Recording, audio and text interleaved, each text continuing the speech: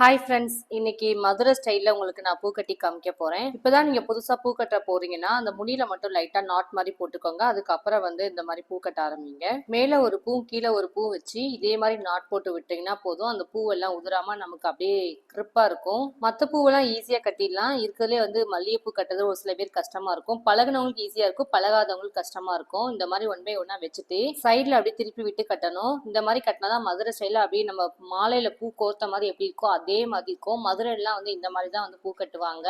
கொஞ்சம் கூட அந்த கேப்பே இருக்காது இன்னொரு பூவுக்கும் இன்னொரு பூவுக்கும் நடுவுல. அதே மாதிரி வீடியோஸ்க்காக நான் ஸ்லோவா பண்ணி காட்டுறேன். ஆனா நார்மலா பாத்தீங்கன்னா மதுரையில இருக்கிறவங்க எல்லாம் பூ கடகடகடன்னு கட்டி முடிச்சிருவாங்க. அது என்னமோ தெரியல, மதுரையில பூ கட்டுறதும் அழகா இருக்கும், மதுரை பூவுமே நல்லா இருக்கும். இன்னொரு விஷயம் சொல்ல மறந்துட்டேன், மதுரையில எல்லாம் முளம் போட்டுலாம் கொடுக்க மாட்டாங்க. 100, 500, 1000 அப்படின்னு தான் பூ விற்பாங்க.